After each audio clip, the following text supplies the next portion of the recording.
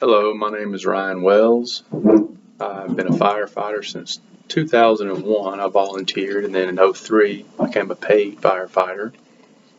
Today I wanted to talk about friction loss, and don't worry, it's a shorter video and there's very few numbers to worry about.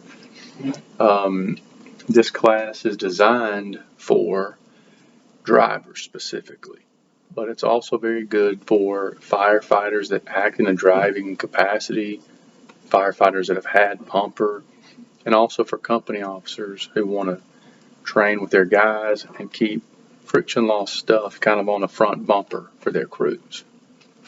And it could also be used for training officers who want to also talk about friction loss with multiple crews.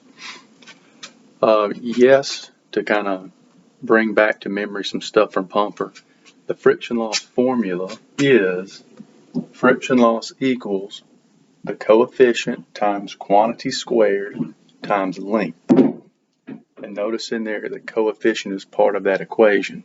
But that is the theoretical method for determining friction loss. That's the theoretical method done in the classroom most of the time.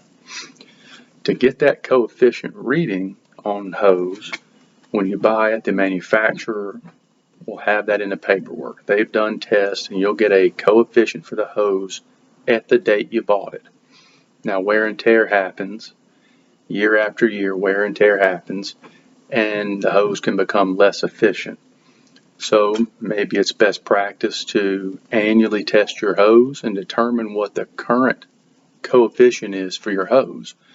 And that's something you can find in the IFSTA pumper book. The third edition, the most current edition, has it on page 273 to 275.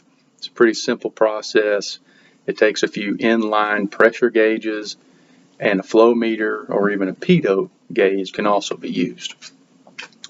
But for this class, I'm going to not gear it towards the theoretical method. I'm going to gear it towards the fireground method, and specifically the hand method for 1 3/4 attack hose is what we're going to talk about today.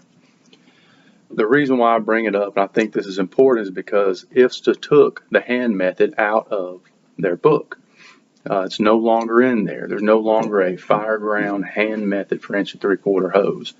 But can one still be used is a question I have. What used to be in the book is for 1 3/4 hose with a coefficient of 15.5. This is the way it was for years and years, but now hose is becoming more and more efficient. But this is the way it used to look in the book. That's the hand you would see. There'd be a big number 12 right in the middle, and then 1, 2, 3, 4, and 5 across the tips of your fingers. And then the GPMs is here: 100 GPMs, 125, 150, 175, and 200. So if you're flowing 100 gallons a minute, you would just take a 1, multiply it by 12, and you have a PSI loss of 12 per 100 feet. And just to kind of swing around, we would do 200 gallons a minute. If we're flowing 200 gallons a minute with 1 3/4 hose, you would take your number 5, multiply it by 12, and get 60 PSI per 100 feet. And that's what used to be in the book. That's the old school way of doing it when hose was a little less efficient. Now, this hose is still made. There's still 15.5 coefficient hose, but a lot of people are starting to get into coefficients a little bit more efficient. They're buying 1 3/4 with a coefficient of 10, 6.5, and there's some others that are out there, but probably everybody's is similar to one of these three. So I wanted to show what the book used to have on there and introduce 2 more hand methods that I developed that are simple. They're simple hand methods that can be used on a fireground.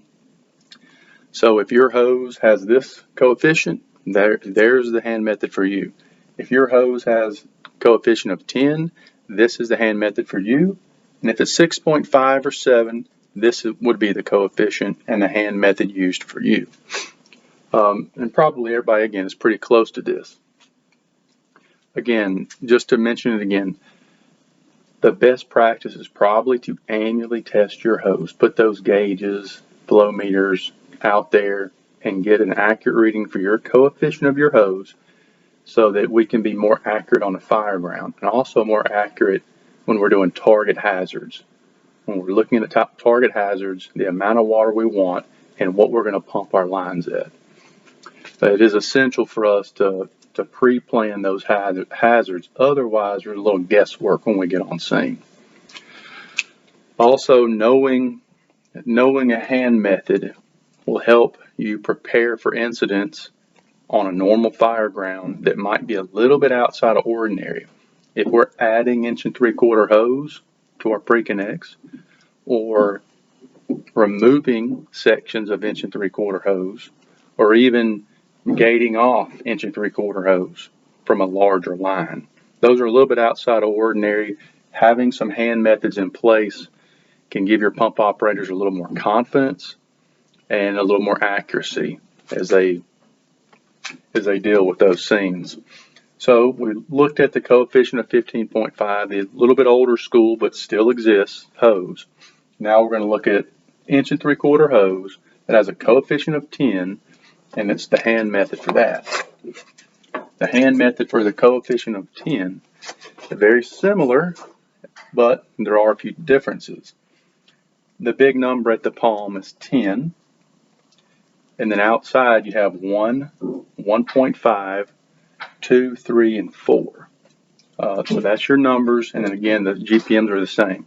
100 gallons, 125 gallons per minute, 150, 175, and 200. So if I'm flowing 100 gallons a minute and I've got a coefficient of 10 for my 1 3/4 hose, 100 gallons a minute, I would take 1 times 10, and that's 10, a pressure loss of 10 for friction loss per 100 feet. And again, if we're going to swing all the way out to the max flow, 200 gallons, it would be 4. It would be 4 times 10, so we have 40 psi per 100 feet. That would be your friction loss for that lay. Pretty simple. The hardest math is 1.5 times 10, and that's not really hard math, especially if you focus on this because that's the hose you use. And the next one you'll see is even a little more efficient. This is probably high combat hose. It's a coefficient of 6.5, and some people have 7. It's pretty accurate for both.